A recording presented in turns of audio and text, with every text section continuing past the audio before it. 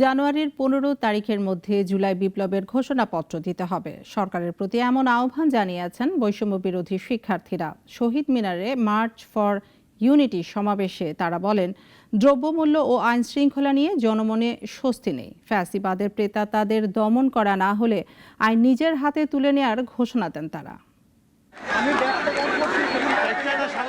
সমালোচনা, শঙ্কা, আন্দোলনের ভবিষ্যৎ নিয়ে প্রশ্ন। জুলাই আন্দোলনের ঘোষণাপত্র ঘিরে রাজনৈতিক দলগুলোর মধ্যে মতবিরোধে উত্তেজনার পারদ ছিল তুঙ্গে।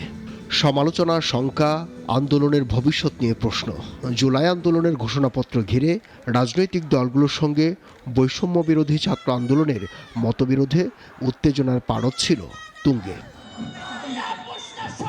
ঘোষণাপত্রের বদলে ঐক্যের ডাক দিতে তাই শহীদ মিনারে জড়ো হন শিক্ষার্থীরা। সামিল হন প্রবাসী যোদ্ধারাও, অংশ নেন নিহত যোদ্ধাদের স্বজন ও আহতরাও।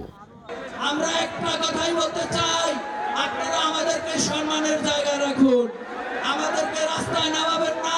আজকে এই শপথ নিয়ে যাব, বাংলার জমিনে এই শেখ হাসিনার ফাঁসি নিশ্চিত করতে হবে। কানায় কানায় পূর্ণ হয়ে ওঠে শহীদ মিনার এলাকা।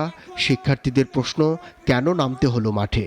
দ্রব্যমূল্য এখনও কমেনি, আইন শৃঙ্খলা নিয়ন্ত্রণে নেই, তাই ইউনূস সরকারকে সাবধান হওয়ার হুঁশিয়ারি দেন তারা। আমার ভাইদের যারা শহীদ করেছে তাদের চুল পরিমাণ ছাড়তে হবে না, প্রয়োজনে দ্বিতীয় বিপ্লবের ঘোষণা হবে। খুনি হাসিনাকে বাংলাদেশে এনে অবিলম্বে বিচার করতে হবে। শিক্ষার্থীরা বলেন, এই মুহূর্তে দরকার বিচার আর সংস্কার।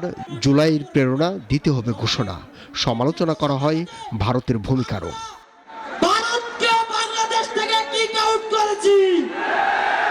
ভারতকে বলতে চাই, যদি জুজুর ভয় দেখান, শেখ হাসিনাকে আমরা কিন্তু বলতে বাধ্য করেছি, ভারতের সাথে কোনো সম্পর্ক আমাদের থাকবে না।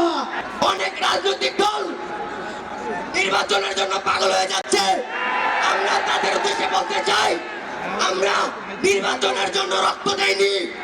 আক্তাররা মনে করেন, সংগ্রামে এখনও শেষ হয়নি।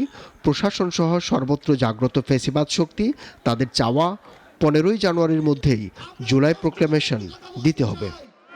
অন্তর্বর্তীকালীন সরকার এখনো যেই জায়গায় আটকে আছে, আমাদের সিন্ডিকেট গুলো ভাঙতে হবে।